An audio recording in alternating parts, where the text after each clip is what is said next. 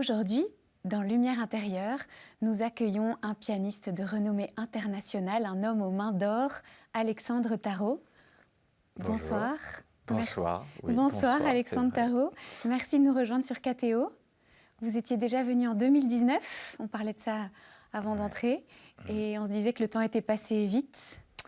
Oui, et puis il y a eu le Covid, donc, qui a brisé nos vies en deux. Il y a l'avant et l'après, donc on ne se rend plus vraiment compte de la distance du temps. Ah oui, vous avez évidemment l'impression d'un coup d'arrêt gigantesque. Surtout quand on est un musicien voyageur, comme moi, à parcourir le monde sans cesse, à être presque tous les jours dans un avion ou un train. Et là, on vous a mis en boîte. Oui, enfin, je crois que ça a été un arrêt total pour tout le monde, en tout cas dans notre pays. Mais pour nous, ça a été en plus l'arrêt de cette tension permanente qui va vers le concert suivant. Là, on est toujours, vous savez, on sort de scène et on est déjà orienté dans le concert. Voilà, serait-ce à Tokyo, à New York, à Londres. J'étais à Londres ce matin. Voilà, on est déjà dans la ville suivante, dans la salle suivante, vers le public qui nous attend quelque part. Et tout d'un coup, s'arrêter de prendre le train, l'avion, être toujours dans une espèce de stress permanent. Mais alors, vous l'avez vécu comment? Positivement ou... C'était merveilleux. Ah oui Ah oui. Je voulais arrêter mon métier depuis très longtemps, et puis tout d'un coup, je l'arrêtais par force. Et alors là, j'avais qu'une envie, c'était de le reprendre. Mais au moins, les premières semaines, j'étais vraiment très heureux, très heureux de pouvoir, ne serait-ce que, alors là, les gens qui nous regardent, qui nous écoutent, comprendront certainement, avoir le temps. C'est un cadeau merveilleux dans notre époque. Se donner du temps, le temps de ranger un placard, une étagère, ranger ses chemises, ranger chaque recoin de son appartement, appeler les gens qu'on aime. Quand on voyage, quand on est musicien, on a le temps d'appeler les gens qu'on aime. Dans les halls d'aéroport. On n'est que dans des salles d'attente finalement, que sont les salles d'attente d'aéroport, mais aussi les loges de concert, dans les coulisses, les chambres d'hôtel. Ce sont des lieux de communion en fait. De communion avec l'extérieur, enfin avec nos proches, même si on est à l'autre bout du monde.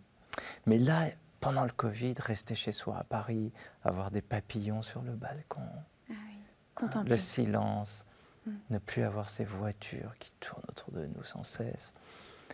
Les gens gentils aussi, parce que les Parisiens devenaient gentils. Il y a deux moments que j'ai connus dans ma vie où les Parisiens étaient gentils, c'était pendant les Jeux Olympiques et pendant le Covid. Oui, c'est vrai, pendant les Jeux Olympiques, c'est vrai.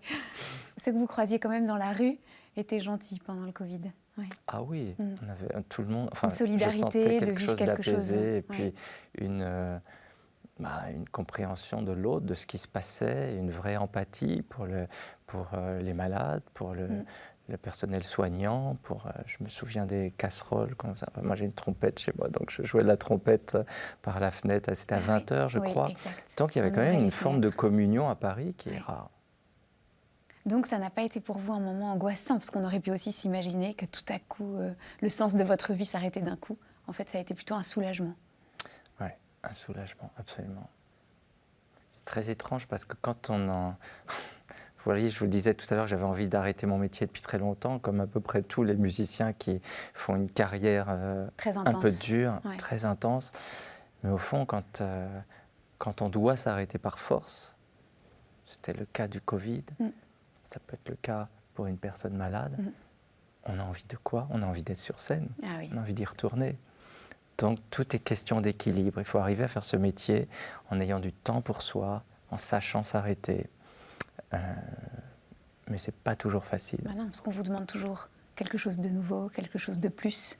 Oui, et puis les dates se prennent 2, 3, 4 ans à l'avance. Et donc il est toujours très difficile de trouver un équilibre pour se sentir épanoui, serein dans ce métier. Alors peut-être que nous avons envie que vous nous partagiez cette actualité originale quand même par rapport à votre répertoire habituel, celui de la chanson, Sous le ciel de Paris. Vous oubliez votre cheval de traîner. Moi, j'étais enchantée d'écouter ça.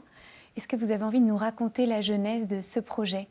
C'est bien simple. Étant enfant, j'étais passionné de chansons françaises très très tôt. Et puis après, à l'adolescence, c'est Barbara qui m'a envoûté, accompagné, porté, supporté, compris. J'ai vraiment l'impression d'avoir comme une seconde mère qui me parlait et à qui je pouvais parler.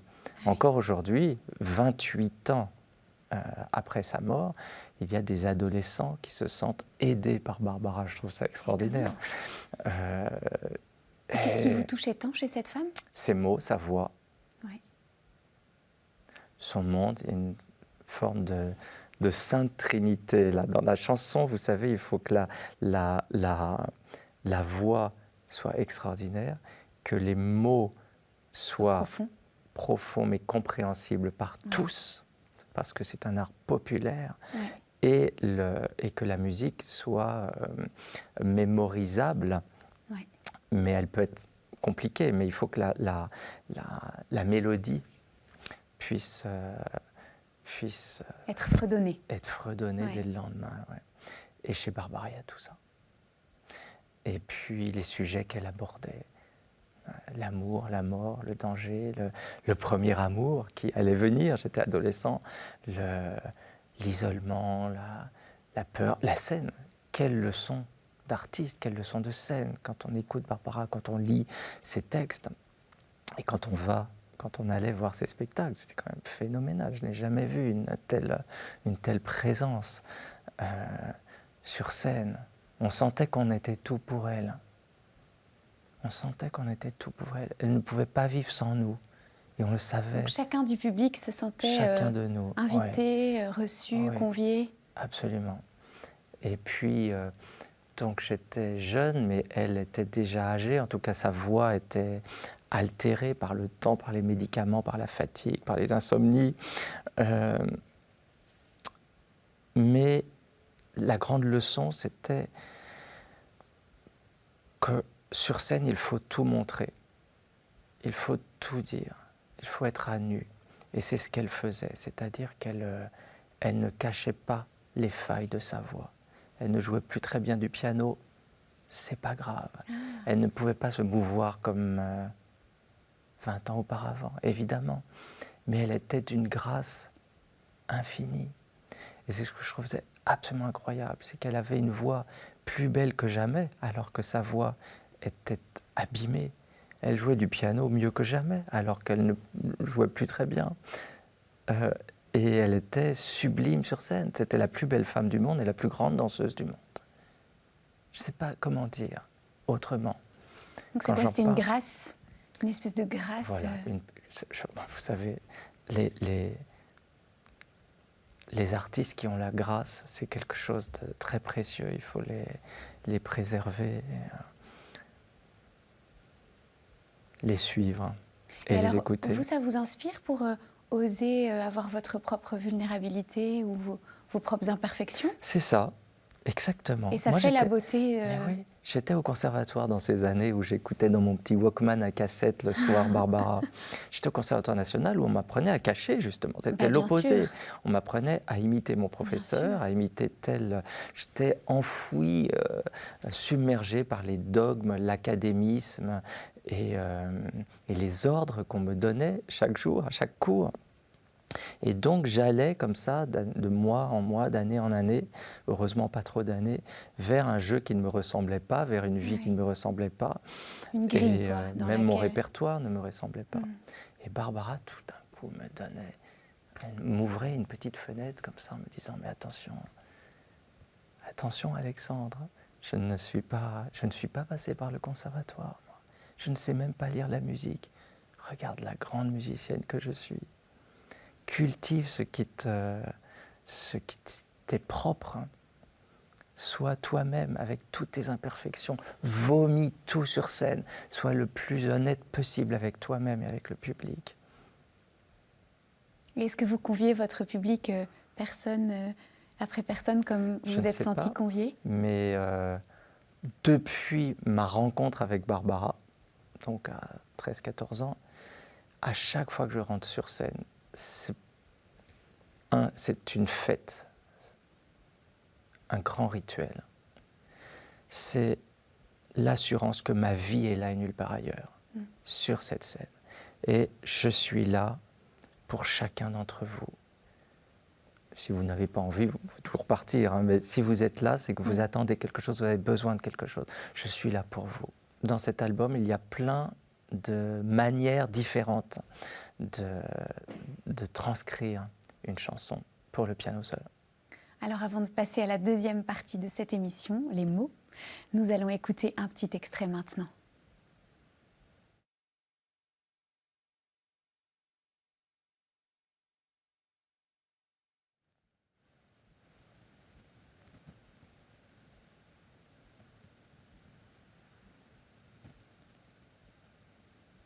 Est-ce que vous entendez?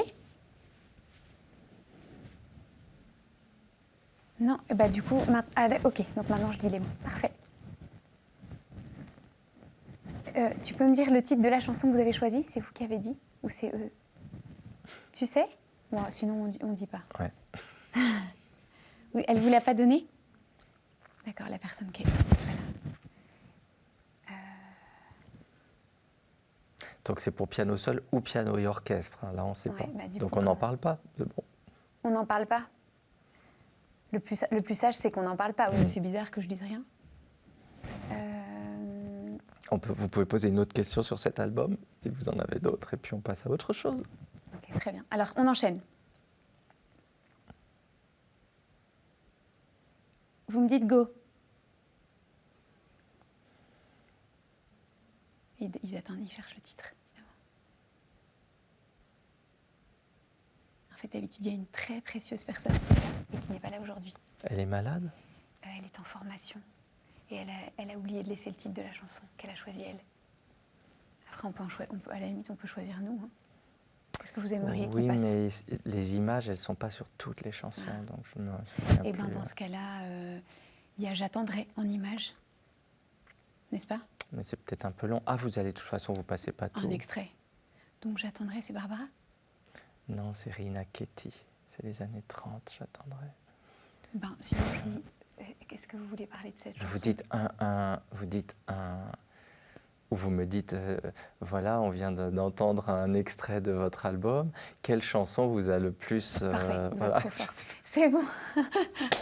Je vous dis, c'est moi qui vais faire votre interview. Pardonnez-moi.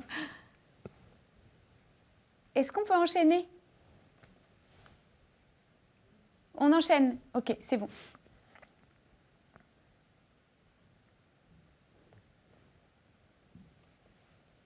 On vient d'écouter un extrait de votre CD. Quelle est la chanson qui vous a le plus touché ou le plus réjoui? Oh, bah, il y en a beaucoup. D'abord, quand on enregistre un album, on aime tout ce que l'on joue. Maintenant, nous allons passer à la deuxième partie de cette émission. Vous allez avoir des mots et à partir de ces mots, vous allez voyager où vous avez envie de voyager et nous faire voyager avec vous. D'accord. À tout de suite.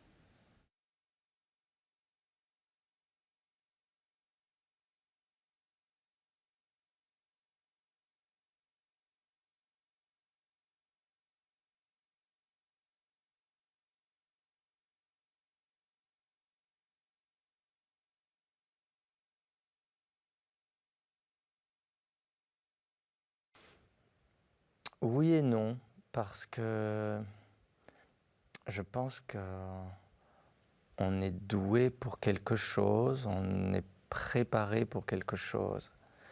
Mes parents étaient musiciens, ma mère danseuse, mon père chanteur. Bon, ils m'ont poussé un peu. Je ne sais pas si j'ai une vocation de pianiste. Je n'étais pas le plus doué des enfants au piano.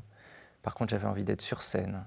Mais la vocation de la scène, oui ou non, je ne sais pas, parce que mes parents m'ont fait faire de la figuration et de la danse sur scène, parce qu'ils montaient des spectacles dans les théâtres du Nord. Donc dès 6-7 ans, j'étais sur scène. Et le piano, pareil, je l'aurais bien arrêté, ce piano, parce que j'étais un enfant paresseux, et c'est parce que mes parents m'ont forcé un petit peu. Et puis après, je suis rentré au conservatoire, et la pression de l'académie m'a forcé. Je suis très heureux d'être pianiste, mais voilà, j'hésite. Et donc à 5 ans, vous dites 6-7 ans, vous étiez sur scène. Alors quels étaient ces premiers rôles qu'on vous faisait jouer? Je dansais. Parfois je faisais de la figuration, mais en général je dansais. L'un des premiers rôles, c'était d'être un petit garçon marié avec une petite fille en robe de mariée, comme ça, qui sortait, c'était dans Chanson d'amour, c'est une opérette sur des airs de Franz Schubert. Et à un moment, il y a un mariage avec un gros gâteau qui arrive en fond de scène, comme ça, avec deux petits personnages au-dessus du gâteau, en carton-pâte, évidemment, pas en chocolat. Et le gâteau arrivait comme ça, et il s'ouvrait, et là on avait la réplique des 2 petits personnages mariés en grandeur nature, enfin des petits-enfants. Et c'était vous et une petite C'était fille. moi et une petite fille qui s'appelait Virginie, qui était ma voisine, dont la mère vendait du chocolat en bas de mon immeuble. Et donc on était au théâtre de Tourcoing. Voilà l'un de mes premiers rôles sur scène. Ah, c'est très joli. Est-ce qu'elle aussi en a fait une vocation? Je ne crois pas. Non. Ça fait très longtemps qu'on ne s'est pas vu, mais voilà. Mais ça reste de toute manière, quel que soit le métier qu'on fait après, la scène reste imprimée pour toujours. Alors, qu'est-ce qui vous a ébloui, enfant, dans cette expérience particulière de la scène? C'est que tout était possible. C'est les feux des projecteurs, c'est que sur scène, je le savais pertinemment dès mes premières apparitions sur scène, les émotions sont décuplées et la vie d'à côté paraît bien fade. Et tout est possible, c'est-à-dire qu'on peut aussi être quelqu'un d'autre, offrir autre chose? On est quelqu'un d'autre tout en étant éminemment soi-même. C'est-à-dire on joue un rôle, pas au piano, parce que quand on est pianiste, on est à nu et on doit être totalement transparent, on ne va pas porter de masque. Mais dans une opérette, par exemple, quand je dansais enfant, oui, j'étais grimé, j'étais habillé, je jouais un rôle, mais j'avais l'impression d'être plus moi-même que dans la vie réelle. Et vous n'avez jamais été timide? Jamais sur scène. Alors, du coup, vous êtes passé de ce goût pour la scène au piano. C'est vous qui avez choisi cet instrument? Non. Il y avait un énorme piano droit qui me paraissait gigantesque. Évidemment, j'étais haut comme ça. Un piano droit qui venait de mon arrière-grand-mère. Et ce piano droit en noyer, avec ces grosses, pareil, elles me semblaient énormes, les 2 pédales comme ça, en laiton, je pense, très froid comme ça. Il me fascinait. Alors je montais les bras en l'air et j'arrivais au clavier, je tapotais et ça faisait un son magique. Et j'étais très attiré par cet instrument. Vous voyez, une vie de pianiste, ça démarre déjà par quelque chose de... Sensoriel. Oui, le toucher, le bois, l'ivoire. Maintenant, c'est de l'ivoire de synthèse. L'approche tactile d'une grosse boîte en bois, en fonte, en corde, en feutre. Donc s'il y avait ce piano dans la famille, c'est que de génération en génération, on est musicien quand même.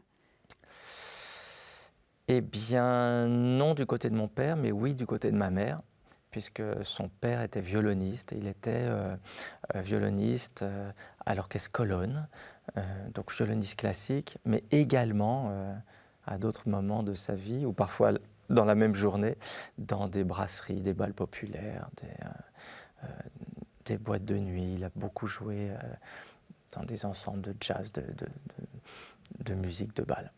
Donc ça vous était raconté enfant, ça faisait partie des choses qu'on racontait et qui étaient transmises aux petits garçons que vous étiez? Oui, et ça me fascinait parce que cette musique populaire, on a parlé de la chanson tout à l'heure, cet attrait pour la musique populaire en général, elle vient de là, de l'opérette, de mes parents, mais aussi de cette vie de violoniste de mon grand-père qui oscillait entre le classique et le jazz, la chanson, le music-hall. Et donc, au fond, quand on fait de la musique populaire, on a l'impression de toucher plus largement et d'habiter la vie des gens de manière plus large. Est-ce que c'est ça qui vous touche? C'est vrai que quand on joue une chanson de Piaf, par exemple, comme je le fais cette saison sur scène, on sent que là, tout d'un coup, tout s'élargit.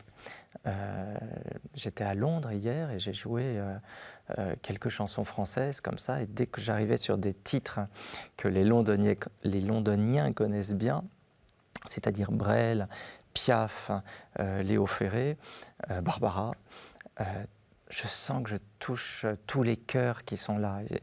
Ouais, là, je trouve que la chanson ratisse large. Je trouve que la chanson, elle est là partout, elle nous réunit vraiment. Elle fait de nous un peuple. Si vous écoutez Ma plus belle histoire d'amour de Barbara, mais il y a toute la France là-dedans, il y a tout un peuple. Alors qu'une sonate de Schubert ne dit pas grand-chose à un grand pourcentage du peuple français. Alors, le deuxième mot, Alexandre Tarot, ce deuxième mot, c'est doute. Alors le doute, c'est le mot quotidien d'un artiste. On doute de tout et tout le temps. Et malgré l'expérience, l'âge, les décennies de concert, eh bien le doute est toujours là. Est-ce que je suis à la hauteur? Déjà, tout à l'heure, je vous parlais de ce grand rituel qu'est l'entrée en scène et jouer devant un public, pour un public, entouré d'un public. Suis-je à la hauteur? Ne suis-je pas trop fatigué pour jouer ce soir? Ou en sortant de scène, on est presque jamais content de soi quand on sort de scène. Est-ce que ça vaut le coup? Le doute, il est présent chaque soir en tournée, quand on revient dans sa chambre d'hôtel. Mais il nous permet de travailler plus. Comme disait Jean-Claude Casadesus, dans ce métier, le plus important, c'est pas d'être meilleur que les autres, mais d'être meilleur que la veille. Et c'est vraiment ça. On a l'impression que chaque concert est une étape supplémentaire, une marche, parfois une toute petite marche, mais on grimpe, et on ne va jamais très haut, avec un idéal qu'on n'atteint jamais.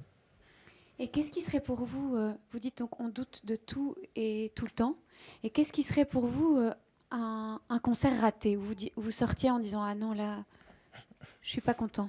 Ben, je suis jamais content. Donc c'est à chaque fois. C'est pas raté, mais...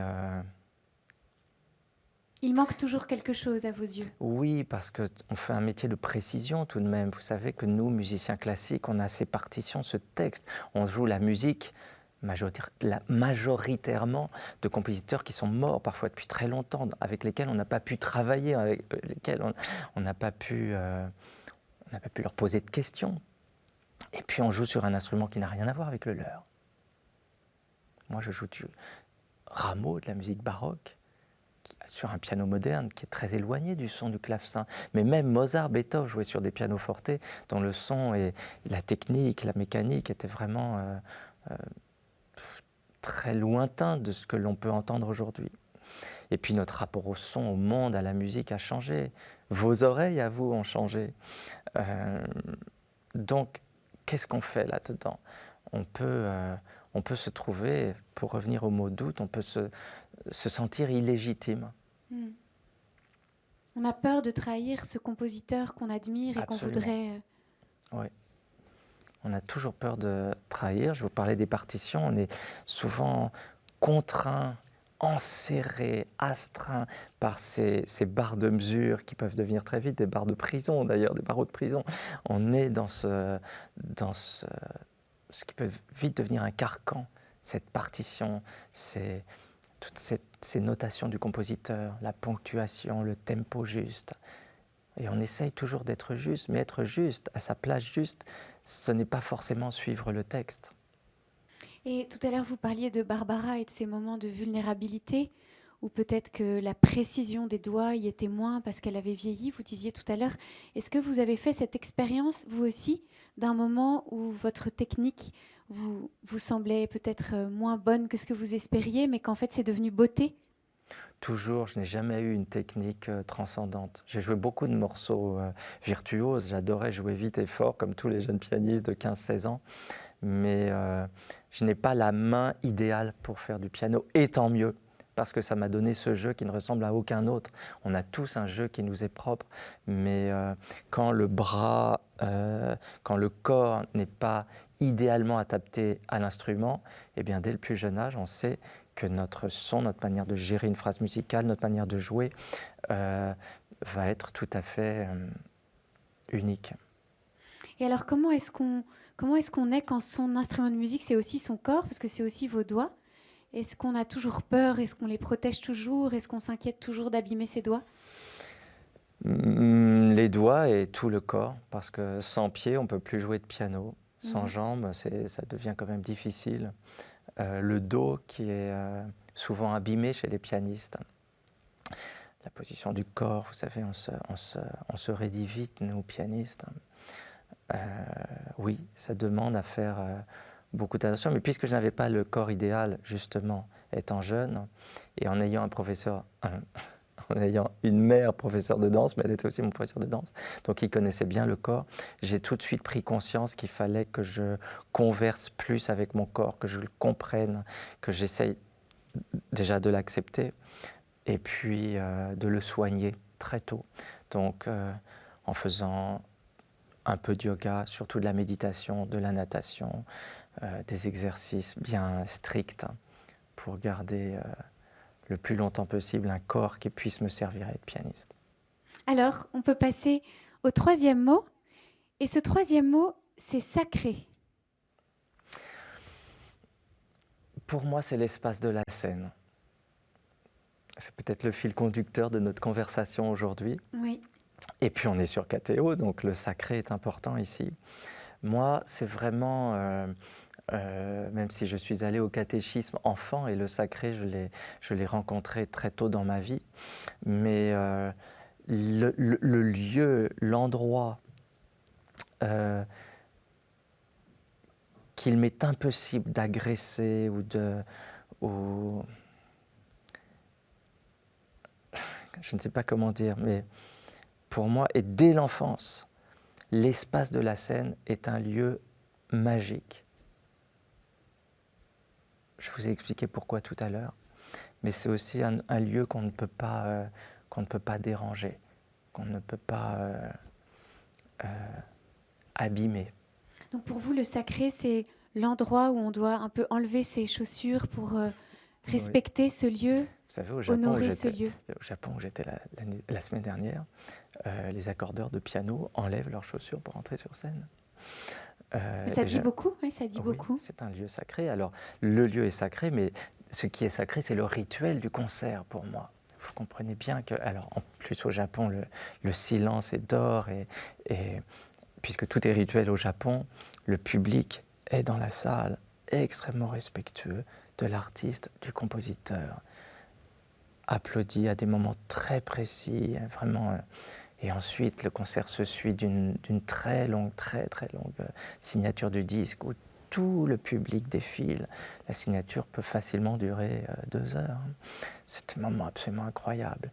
Et ce moment est sacré.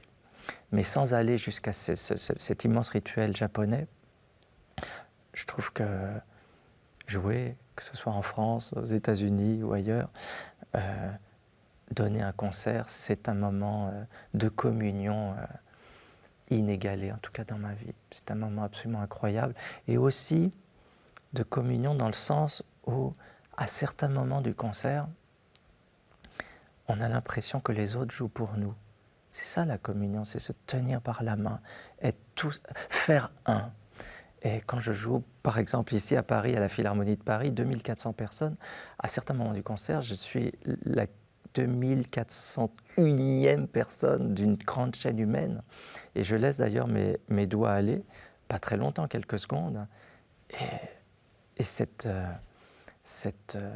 communion-là joue pour moi. Ce sont des moments absolument d'une profondeur incroyable. Donc cette communion, vous la créez quelque part par la musique que vous offrez, et mais vous avez l'impression que vous la recevez aussi d'autrui. Oui, enfin, je la donne, je l'accueille. J'y suis disponible. Et ce sont des moments dans les concerts où les planètes sont alignées et où tout d'un coup, tout semble possible. C'est la phrase que j'ai dite tout à l'heure. Sur scène, tout semble possible. Et puis, on est médium sur scène. On est médium. On sent des présences. On sent bien que nous seuls, on ne peut pas faire tout ça. Il y a d'autres... J'avais un jeune pianiste qui m'a appelé l'autre jour pour avoir des conseils par téléphone. Parce qu'il ne sait pas s'il veut devenir pianiste, soliste ou pas. Il se pose beaucoup de questions. Et il me disait qu'il avait très peur durant ses concours et qu'avec le track, il avait l'impression sur scène que quelqu'un d'autre jouait à sa place, qu'il n'était plus tout à fait lui-même. Et je lui répondais, mais explore tout ça, c'est merveilleux. C'est une expérience sacrée. En effet, sur scène, on est soi-même et en même temps, on est quelque chose d'autre qui nous surpasse. Donc le sacré, ce serait pour vous à la fois quelque chose qui a de l'ordre de la beauté, quelque chose qui est de l'ordre de la relation et de la communion? Quelque chose qui est de l'ordre d'un monde que l'on ne peut pas définir totalement. Un monde parallèle. Donc il y a quelque chose d'un autre monde qui est comme dévoilé ou pressenti, c'est ça que vous voulez dire? C'est ça, une porte qui est entrouverte, vers qui autre nous laisse chose. voir, oui. Et cette C'est autre comme ça. chose, vous le qualifieriez? C'est quoi? C'est un pays, c'est un lieu, c'est quelqu'un, c'est... Chacun le vit à sa manière. Donc pour vous, c'est comme une sorte de rideau qui se déchire ou qui s'entrouvre vers un ailleurs. Oui, voilà, vous le dites mieux que moi. Est-ce que vous diriez que la musique transforme le cœur?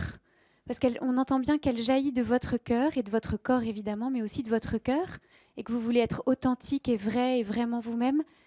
Est-ce qu'elle vous transforme aussi? Je pense qu'elle transforme les gens. Je me dis toujours en jouant devant une salle de 2000 personnes, il y a là des gens qui pourraient se tuer s'ils parlaient, s'ils se rencontraient dans une rue ou s'ils étaient dans un restaurant ensemble, qui pourraient s'entretuer parce qu'ils ne sont pas d'accord sur un sujet, surtout aujourd'hui, parce qu'ils ne votent pas pour le même parti, parce qu'ils n'ont pas les mêmes idées, le même idéal de vie, ou parfois pour des avis divergents qui pourraient être réglés juste avec un peu une conversation apaisée.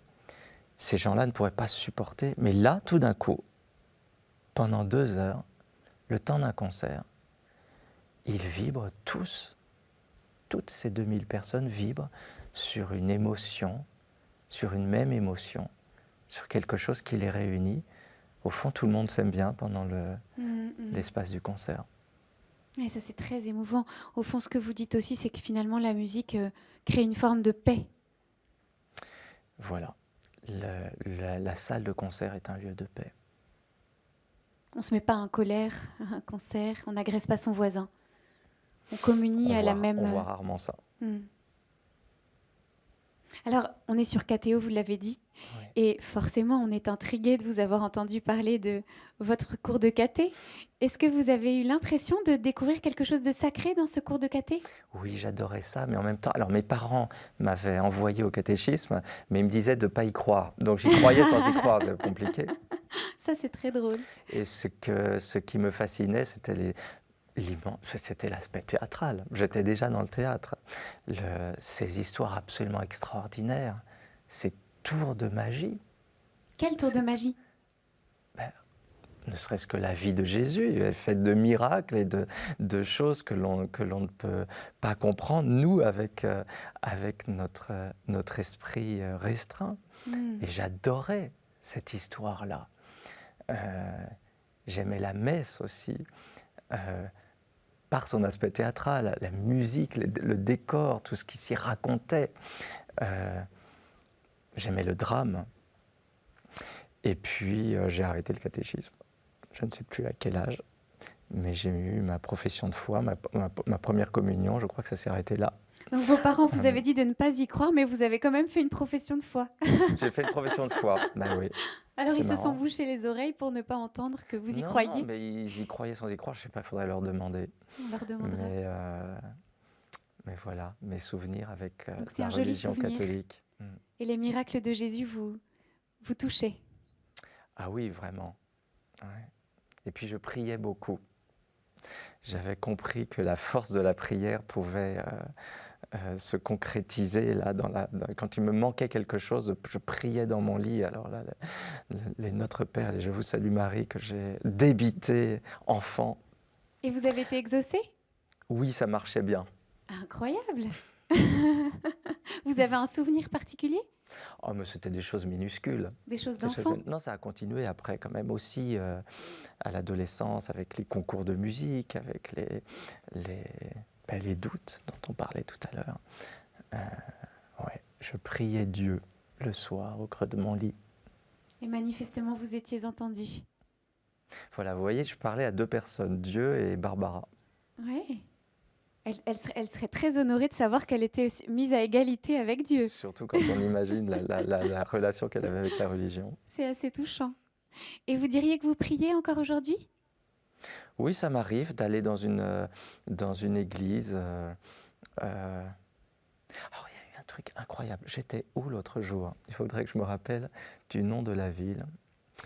Et bon, j'ai une mémoire percée de toutes parts. J'étais dans une ville française, très belle, mais dans le centre de la France. Une ville un peu abandonnée, comme j'aime.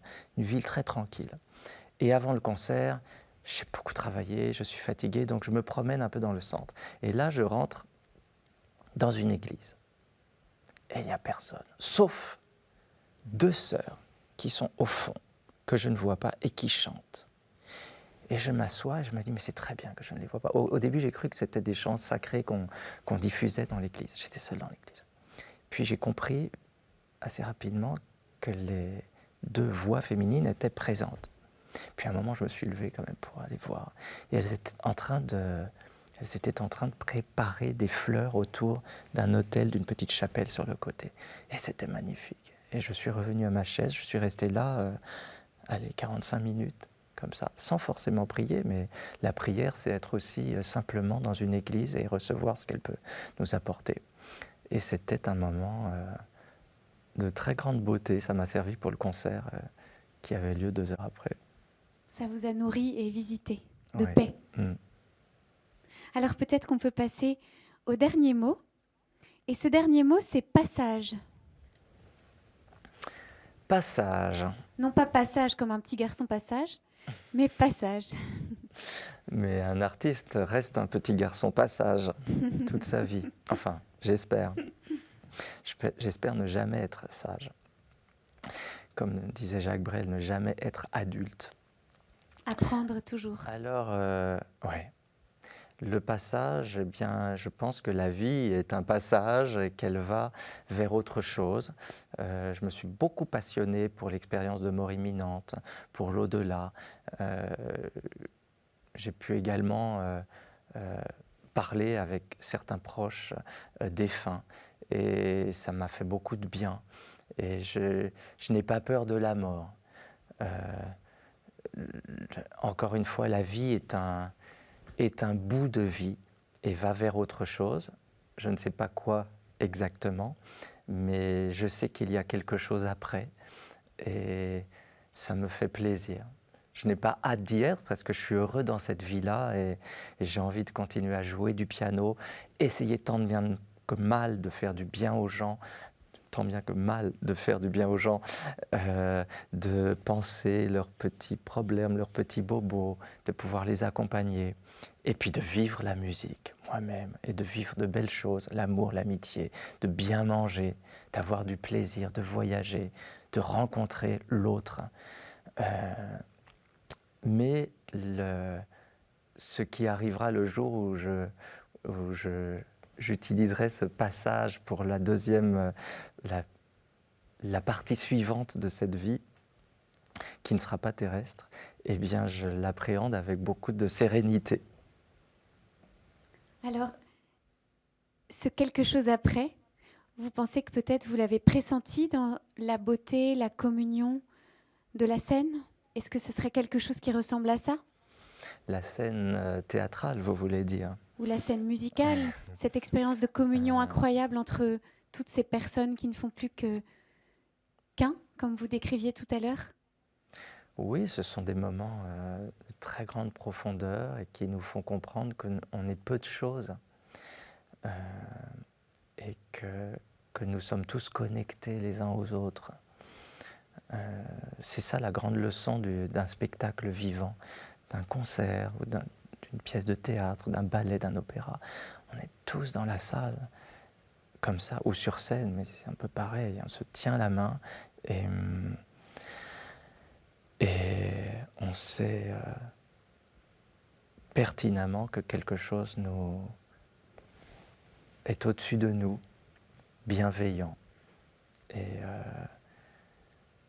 Et qu'au fond, dans ces moments-là, plus rien n'est grave. Et ça pourrait nous rendre éternellement heureux. Ben, je ne sais pas, en tout cas. Je ne suis pas éternellement heureux, mais tous les désagréments de la vie sont balayés par mon plaisir d'être sur scène et de vivre ces moments rare et profond. C'est vrai qu'en vous entendant, nous, on a l'impression que peut-être que l'éternité pourrait être quelque chose comme ça. Ah, mais nous arrêtons le temps, nous musiciens. Nous pouvons malaxer le temps, le distendre, le restreindre.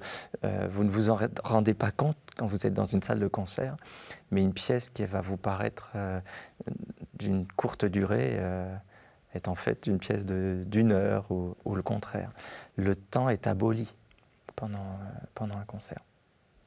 Et ça, c'est impressionnant. Et est-ce que cette communion peut ne pas se jouer? Et tout à coup, vous vous dites, elle devrait, et je ne la sens pas. Oh oui, bien sûr, quand on est fatigué, quand on n'est pas prêt, quand le public n'est pas prêt aussi. On peut jouer devant un public qui n'a pas envie, ça arrive. Et ça, vous le sentez tout de suite? Avant même de jouer la première note. En rentrant sur scène, il y a une espèce de cataclysme, là, de courant électrique, d'éclair, qui nous donne le là de ce qui va se passer pendant les 2 prochaines heures. Et alors là, on peut rattraper quand on sent ce... Oui. On peut emporter Oui. quand même. Oui, mais on peut ramer aussi pour emporter. Donc là, ça devient un peu une épreuve. C'est ça. Tout le monde n'a pas forcément envie de vous écouter. Pourtant, on a payé un billet de concert, ou justement pas. Peut-être qu'on a eu une invitation de quelqu'un, on se retrouve là, ou avec des amis qui nous ont un peu forcés à venir et on n'a pas envie. Ou on n'adhère pas à ce programme, où on vient pour écouter une balade de Chopin en première partie, mais on déteste Rameau et on est obligé de se farcir 1 heure de Rameau pour commencer. Vous voyez, et quand on est sur scène, c'est comme si on ressentait chaque désir de chaque personne dans la salle. Vous trouvez qu'il faut comme entrer dans les sentiments du compositeur pour le passer comme il voudrait qu'on le passe? Alors, comme il voudrait qu'on le passe, encore une fois, on revient au début de cette conversation. Un musicien, un interprète de la musique classique se sent vite illégitime. Même Ravel, qui est mort il n'y a pas si longtemps que ça, finalement, serait-il heureux de mes interprétations sur un piano qui n'a rien des pianos sur lesquels il jouait à son époque? Mon jeu est celui de mon époque à moi, enrichi de tous les pianistes qui ont joué la musique de Ravel depuis la mort de Ravel. Et donc, comment savoir? Est-ce qu'un jour on saura? Si vous les rencontrez, vous leur demanderez. Alors, je rencontre Ravel très très souvent dans mes rêves nocturnes. Je le vois souvent dans mes rêves. Par exemple, dans un restaurant, je vous raconte un de mes derniers rêves, mais ça arrive au minimum 1 fois par mois. Restaurant Place Clichy, évidemment un restaurant qui n'existe pas, qui pourrait être le Vepler, mais qui ne lui ressemble pas. Et je suis là avec des amis, comme ça, on mange, c'est très bruyant, et on me dit que Maurice Ravel est à côté. Je me dis, c'est pas possible, il est mort depuis très longtemps. Et on me dit oui, oui. Et le temps, vous savez, les rêves, ça va très très vite. Oui. Le temps que je me lève, il est déjà là. Il vient vers moi. Donc je tremble de tous mes membres et il enlève ses gants et avec un beau sourire me dit bonsoir, comme ça.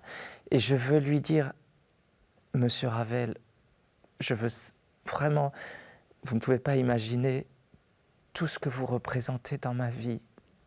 J'ai joué toute votre œuvre, j'ai enregistré toutes vos œuvres pour piano, les concertos, l'œuvre pour piano. Je la joue tout le temps, elle m'accompagne, je l'aime, je vous aime, je vous adore, je voudrais vous prendre dans les bras. Et au-delà de moi, que de bien vous avez fait sur cette terre. Vous en rendez-vous, mais incapable de lui dire. Et je me réveille, parce que c'est trop intense. Et vous n'avez rien dit? Donc je ne dis jamais rien à Ravel, mais je le rencontre depuis 30 ans dans mes rêves. C'est incroyable. Ouais, c'est marrant. Merci Alexandre Tarot. Nous allons passer à la dernière partie de cette émission. À tout de suite.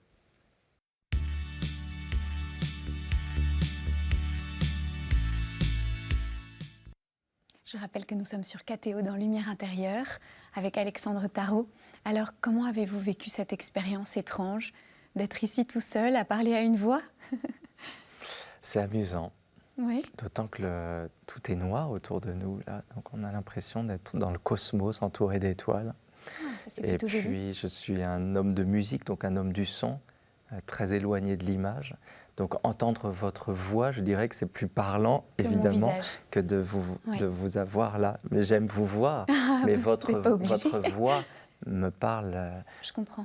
Le son vous parle plus que de manière l'image. beaucoup plus intime. Et je préfère la radio à la télévision, par exemple. Quand je vais voir un opéra, je ferme les yeux. Et la musique me semble beaucoup plus grande que la mise en scène. Toujours. Et quel est le mot que vous avez préféré, ou peut-être il y en a un qui vous a dérouté? Ah non, tous, passage, doute, vocation. Il y en a un que vous auriez aimé avoir et que vous n'avez pas eu? Non, pas là. Vous vous êtes pas dit, tiens, j'aurais voulu dire ça et j'ai pas pu? Non, j'étais disponible aux questions que vous vouliez me poser. C'était beau. Il y a beaucoup la communion qui est revenue. Ah oui. Créer cette communion magique, au fond, une sorte de miracle de communion. Oui, parce qu'on est parti sur l'expérience du concert très tôt dans cette émission. Donc, je trouvais que ça pouvait vraiment évoquer une expérience de l'éternité. Ça me frappait en vous entendant. Ah, ça c'est certain. Oui. Vous êtes venu sur KTO et ça m'intéressait de vous demander pour terminer. Vous avez l'impression que entre celui qui est venu en 2019 et celui qui est là ce soir, il y a eu des changements. Vous avez évoqué le Covid, mais votre cœur, il y a eu des choses neuves. Énormément. Le Covid, c'était quoi, 3 ans à peu près de je ne sais pas quoi, mais... ça a donné quelque chose de neuf en vous. Donc c'est un peu comme 6 ans, en fait, c'est à multiplier par 2, hein, cette période d'arrêt assez terrible. Oui, le fait d'arrêter ces voyages, d'arrêter cette pression dont je parlais tout à l'heure, ça a changé beaucoup de choses en moi, comme pour beaucoup de personnes. Et puis oui, énormément. C'était 2019, c'est ça? Donc juste avant le Covid. Oui, je pense. Énormément de choses. J'ai écrit un livre qui va sortir au mois d'avril, beaucoup plus long que le précédent, qui parle de mon expérience de jeune pianiste jusqu'à 28 ans. Pas toujours facile. J'ai fait quoi? J'ai vieilli un peu plus. J'ai pris de la bouteille. Toujours passage, mais malgré tout. J'ai continué sur ce passage flamboyant de la vie, fait de haut et de bas, et on prend de la hauteur tout au long de notre vie. Donc on sent bien que les rencontres avec Ravel, Barbara, Bach ont été essentielles et vous accompagnent. Jusqu'au bout, ça j'en suis persuadée. En fait, vous les sentez vivants? Ah oui. Au-delà de leur musique, pour vous, ils vivent en fait. Oui. Et ils sont chez moi, j'ai leurs photos dans toutes mes pièces. Eux, ils ne sont pas qu'une voix, ils sont aussi des J'ai visages. pas de photos de Bach, mais oui, ils sont là tout le temps. Et Barbara, je l'écoute tout le temps. Je ne sais pas comment dire, elle est là comme une âme sœur. Une âme sœur. Et pour énormément de gens. Donc vous avez dit que cette vie, vous la pensiez comme un passage et que vous n'aviez pas peur. J'ai peur de la vie, je n'ai pas peur de la vie prochaine. Et une vie sans vos mains, ce serait possible? Je ferais autre chose. J'ai un Dupuytren, donc vous savez, c'est une maladie qui va faire en sorte que mes doigts vont se raidir comme ça. C'est sur 10-20 ans, il est probable que dans 10-20 ans, je ne puisse plus jouer de piano. Et ça vous angoisse pas? Non, oui, mais en même temps, c'est une formidable occasion de se renouveler, de se réinventer et de faire autre chose. Je ne peux pas dire j'ai envie d'arrêter ce métier toute ma vie et puis le jour où ma main ne peut plus jouer, dire ah non. Voilà, je ferai autre chose, je ne sais pas quoi. Mais et quoi, j'écris de la musique, j'aime écrire aussi des textes. Et puis, si c'est dans 20 ans, je serai à la retraite, de toute façon. Et être prof, vous n'avez jamais essayé? Je ne suis pas un bon professeur. Ça, vous n'aimeriez pas? Les jeunes pianistes, je préfère leur... J'ai créé une fondation. Une des choses que j'ai faites depuis notre dernière émission. Une fondation qui a mon nom et qui aide les jeunes musiciens et moins jeunes, d'ailleurs sans limite d'âge, solistes, qui traversent une période très difficile dans leur vie financière, de santé, etc. Pour les accompagner vraiment avec tout un écosystème dans le domaine de la santé, les accompagner avec des bourses très conséquentes, tout un réseau de personnes du milieu de la musique. Voilà, une fondation bienveillante pour entourer ces musiciens. Et pourquoi je dis ça? J'ai oublié votre question. Parce que vous n'avez pas très envie d'être prof. Mais ça, c'est votre façon de transmettre. Voilà ma façon de transmettre. J'aime beaucoup parler aux jeunes musiciens, leur partager mon expérience, qui était encore une fois une expérience difficile, à leur âge. Par exemple, l'autre jour, une jeune Coréenne qui me disait « mais j'ai 30 ans, c'est fini pour moi, ma carrière n'est pas encore... » Je lui ai dit « mais moi, à 30 ans, j'ai commencé. » Donc, alors, elle est tombée Vous aimez des être un nues. guide, pas un prof, Oui. mais un guide, Ouais. un passeur. Pas un guide, je ne vais pas jusque-là, mais en tout cas, je pense que je peux être utile en parlant aux musiciens, aux jeunes musiciens, de la vie de soliste, ce qu'est la vie de soliste, comment ils doivent appréhender cette vie, difficile par bien des aspects, alors qu'être professeur de piano, c'est apprendre à jouer du piano, et le piano, ce n'est pas un instrument très difficile par rapport aux instruments à cordes, aux instruments à vent. C'est l'un des instruments les plus faciles à jouer. Il y a des millions de pianistes à travers le monde. Bon, plein de gens apprennent à jouer du piano de la meilleure manière. Et moi, je ne pense pas être un très bon professeur. Par contre, je suis prêt à parler avec ces jeunes musiciens. En tout cas, vous l'avez fait pour nous ce soir. Merci beaucoup. Vous Merci nous avez fait voyager. Merci infiniment. Vous pouvez retrouver cette émission sur ktotv.com. Merci Alexandre Tarot. Merci. On aurait pu vous écouter des heures. Je ne sais pas. Et ça mais y est, c'est très agréable fini. en tout cas. C'est déjà fini, hélas. Merci beaucoup. Merci.